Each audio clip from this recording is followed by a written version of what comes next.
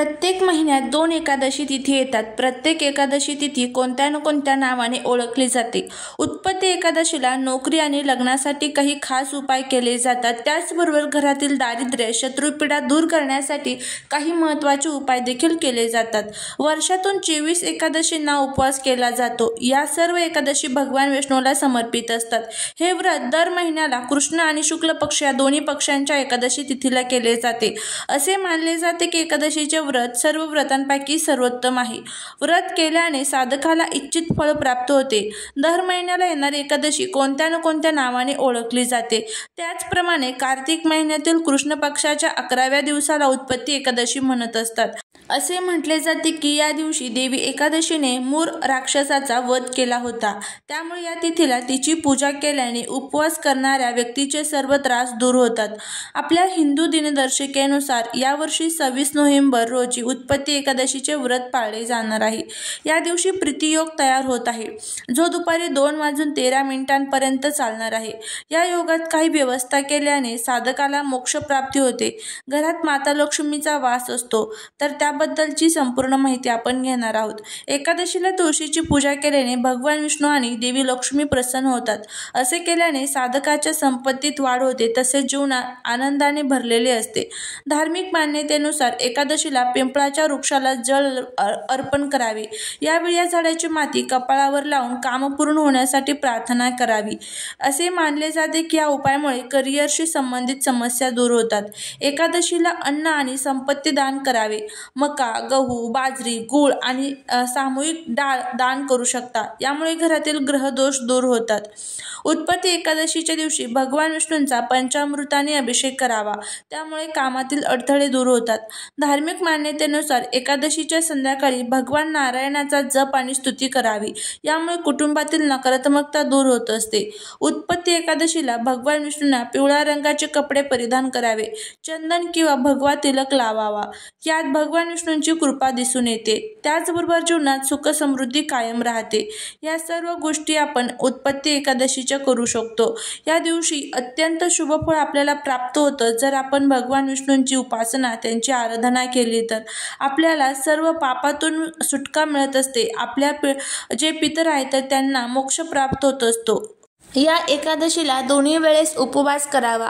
शक्यतो फलाहार करावा. दैनंदिन काम करावे. मुखाने ओम नमो भगवते वासुदेवाय नमः या मंत्राचा उच्चार करावा. विष्णू सहस्रनामाचे श्रवण किंवा पठण करावे.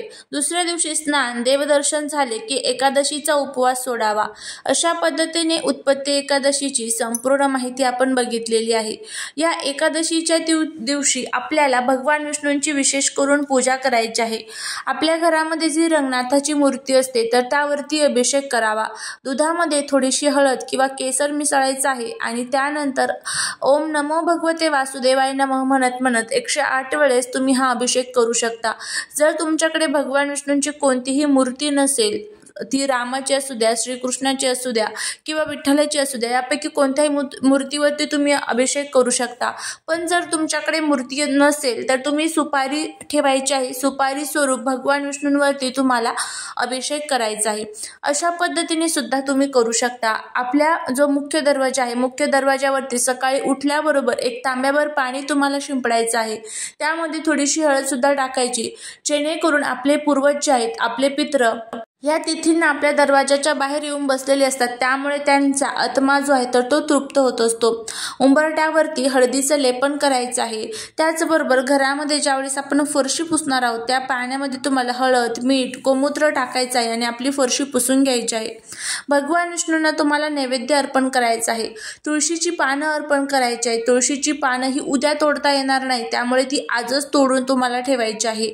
आणि भगवान विष्णूंच्या नैवेद्यावरती सुद्धा तुम्हाला तुळशीची पानं ठेवायची आहे. सकाळ संध्याकाळ त्यांची आरती करायची आहे. माता लक्ष्मीचं पूजन सुद्धा करायचं आहे. तुळशीचं पूजन करायचं आहे. या सर्व गोष्टी आपल्याला उद्या उत्पत्ती एकादशीच्या दिवशी सकाळी किंवा संध्याकाळी तुम्हाला जमेल त्या वेळेमध्ये तुम्हाला करायच्या आहेत. आता बघा, ज्या पवित्र तिथी असतात त्या पवित्र तिथींना गंगेमध्ये स्नान करायला विशेष महत्त्व दिलं जातं. पण आपल्या आजूबाजूला पवित्र नदी नसतात किंवा गंगा नदी नसते, त्यामुळे आपण हे उपाय करू शकत नाही. पण आपल्या हिंदू पुराणांमध्ये असेच काही उपाय सांगितले जातात जे आपण आपल्या घरामध्ये जरी केले तरीही त्याचा जो फायदा आहे तर तो आपल्याला होत असतो. तर उद्या उत्पत्ती एकादशीच्या दिवशी आपल्याला आपल्या आंघोळीच्या पाण्यामध्ये काही वस्तू टाकायच्या आहेत. आपल्या जीवनातील जो काही शत्रुपीडेचा त्रास आहे बघा, आपल्या घरामध्ये अशी काही लोक असतात ना किंवा घराच्या बाहेर, त्यांना आपली झालेली प्रगती ही बघवत नाही, ज्याला आपण शत्रुपीडेचा त्रास म्हणत असतो. त्यांची जी नजर असते तर ती आपल्या घराला लागते आणि त्यामुळे कुठेतरी आपल्या घराची प्रगती ही थांबून जात असते किंवा आपल्या घराची बांध जी आहे तर ती बंद होऊन जात असते. त्यामुळे कधीच कोणत्याच कामामध्ये आपल्याला यश मिळत नाही. ह्या ज्या सर्व संकटांना, ह्या ज्या सर्व अडचणींना आपण सामोरे जात असतो किंवा घरामध्ये पितृदोष असतो, आपलं पूर्वजांचं स्मरण करायचं आपल्या लक्षात राहत नाही किंवा त्यांच्या नावाने दानधर्म करणं आपल्याला लक्षात राहत नाही, यामुळे पितृदोष घरात तयार होतो आणि त्यामुळे भांडण, कटकट, वादविवाद हे घरामध्ये खूप मोठ्या प्रमाणामध्ये आपल्याला आढळत असतात. आणि हे का होतं तर आपल्या घरामध्ये आपण उपाय करत नाही, सेवा करत नाही किंवा आपल्या परमेश्वराचं नामस्मरण करत नाही. त्यासाठीच उद्या आपल्याला आंघोळीच्या पाण्यामध्ये काही वस्तू टाकून आंघोळ करायची आहे. या वस्तू टाकून जर आपण आंघोळ केली तर जो काही नकारात्मक शक्तींचा प्रभाव आपल्यावरती आहे तो दूर होईल. त्याचबरोबर घरामध्ये असणारा पितृदोष, वास्तुदोष, नकारात्मकता, शत्रुपीडा, शत्रुबाधा, करणीबाधा, वाईट बाधा, ज्या काही दोषांना आपण सामोरे जात आहोत तर ते सर्व दोष सुद्धा दूर होतील. तर आता हा उपाय कशा पद्धतीने करायचा त्याबद्दलची संपूर्ण माहिती आपण या आजच्या व्हिडिओमध्ये घेणार आहोत. त्यामुळे जर तुम्हाला हा व्हिडिओ आवडला तर कमेंटमध्ये श्री स्वामी समर्थ लिहायला अजिबात विसरू नका. तर काय करायचं आहे, सर्वात प्रथम तुम्हाला ब्रह्ममुहूर्तामध्ये उठायचं आहे. सकाळी लवकर उठायचं आणि त्यानंतर सर्वात प्रथम ओम नमो भगवते वासुदेवाय नमः या मंत्राचा जप करायचा. त्यानंतर तुम्हाला आंघोळीसाठी जायचं आहे. आता ज्या वेळेस आपण आंघोळ करत असतो त्याचे सुद्धा नियम सांगितले जातात की जी ब्रह्ममुहूर्तामधली आंघोळ असते तर ती देवांची आंघोळ मानली जाते. त्यानंतरची आंघोळ ही माणसाची आंघोळ असते आणि 8 नंतरची जी आंघोळ असते, 8 नंतर जो कोणी आंघोळ करतो तर ती राक्षसाची आंघोळ मानली जाते. त्यामुळे नेहमी सकाळी 8 वाजायच्या अगोदरच आपल्याला आंघोळ करायची असते. तर आता काय करायचं आहे, सकाळी 8च्या आत तुम्हाला हा उपाय करायचा आहे हे लक्षात ठेवा. या आंघोळीच्या पाण्यात तुम्हाला सर्वात प्रथम आवळा भगवान विष्णू आणि माता लक्ष्मीला खूप प्रिय असतो आणि ह्या आवळा जो आहे तर तो तुम्हाला तुमच्या आंघोळीच्या पाण्यामध्ये टाकायचा आहे. फक्त हा एकच आवळा तुम्हाला तुमच्या आंघोळीच्या पाण्यात टाकून तुम्हाला आंघोळ करायची आहे. आता जर तुम्हाला आवळा कुठे भेटला नाही तर आवळ्याचा रस हा मेडिकलमध्ये मिळतो बघा, तर तो सुद्धा तुम्ही त्या आंघोळीच्या पाण्यात टाकू शकता किंवा आवळ्याचं तेल मिळतं ते सुद्धा तुम्ही त्या आंघोळीच्या पाण्यामध्ये टाकू शकता किंवा आवळ्याची कॅन्डी सुद्धा मिळते ती सुद्धा तुम्ही तुमच्या आंघोळीच्या पाण्यामध्ये टाकू शकता.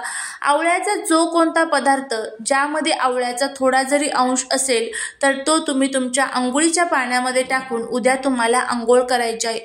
आंघोळ करत असताना ओम नमो भगवते वासुदेवाय नमः या मंत्राचा जप करायचा आहे किंवा आवळा पावडर सुद्धा भेटते बघा, तर ती आवळा पावडर सुद्धा तुम्ही आंघोळीच्या पाण्यामध्ये टाकून तुम्हाला आंघोळ करायची आहे. तर अशा पद्धतीने हा जो उपाय आहे तर तो आपल्याला करायचा आहे. खूप खूप प्रभावी उपाय आहे. एकादशीच्या दिवशी जर तुम्ही आवळ्याने आंघोळ केली, आवळ्याच्या पाण्याने, तर त्याचे खूप चांगले फायदे हे आपल्याला बघायला मिळत असतात. आवळ्याचा कोणताही पदार्थ तुमच्याकडे असेल तर तो तुम्हाला टाकायचा आहे. बघा, आवळा हा खूप जो आपले भगवान विष्णू आहेत, माता लक्ष्मी आहेत तर त्यांना प्रिय आहे. आवळ्याच्या झाडावरती साक्षात भगवान विष्णू आणि माता लक्ष्मी एकादशीच्या दिवशी निवास करत असतात. त्यामुळे तुम्हाला हा उपाय करायचा आहे. तर तुम्ही करून बघा, नक्कीच तुम्हाला त्याचा फायदा होईल. झालेली सेवा ही महाराजांच्या चरणी रुजू करते. व्हिडिओ जर आवडला असेल तर लाईक, शेअर आणि सबस्क्राईब करायला विसरू नका. भेटूया पुढच्या नवीन व्हिडिओ सोबत. श्री स्वामी समर्थ.